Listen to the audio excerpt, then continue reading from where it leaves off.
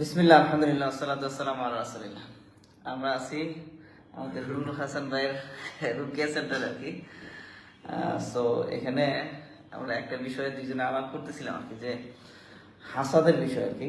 যে আমরা একটা মুসলমান ভাইয়ের অথবা একজনের কোনো একটা জিনিস, ভালো একটা জিনিস দেখলে তা আমরা কি করি, আরে খাইছে রে, আরে এটা করে ফেলছে, আর সে তো ভালো কিছু হয়ে গেছে।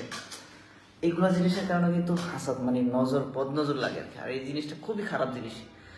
এই বিষয়টা নিয়ে আর কি আমরা কথা বলতেছিলাম আর কি।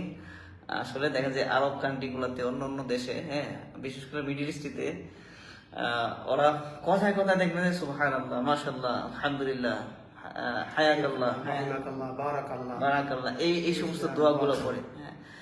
সো এইগুলো বিষয় নিয়ে কিন্তু আমরা দুইজনে একটু আগে আলোচনা করতেছিলাম। তো চিন্তা করলাম যে আপনাদেরও সাথে শেয়ার করি, যে আসলে আমরা আমাদের কথাগুলা এবং আমরা যে কারো যদি কোনো ভালো দেখি কি বলা দরকার। আলহামদুলিল্লাহ, আমার কমেন্টে আমি যে কোনো জিনিস পোস্ট করলে কমেন্টে দেখি যে অনেকে মাশাআল্লাহ বলেন, এটা খুব ভালো জিনিস, মাশাআল্লাহ, বারাকাল্লাহ, এই সমস্তগুলা।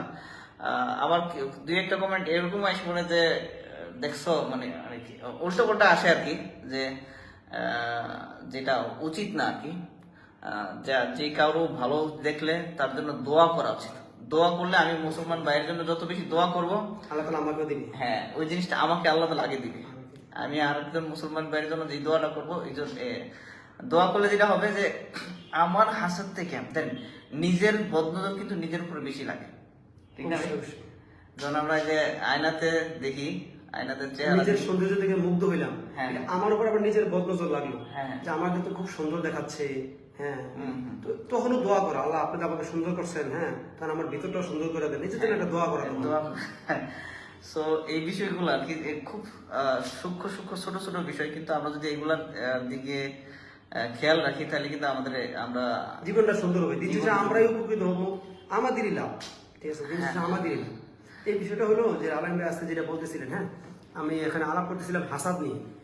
তো আমরা যারা অনলাইনে যারা কাজ করি, বা যারা বিভিন্ন বিষয়ে যারা অনলাইনে কাজ করতে হয়, ব্যবসার সুবাদে অনলাইনে নিজেকে শু করতে হয়, মানে নিজেকে পেশ করতে হয়, নিজেকে দেখাইতে হয়।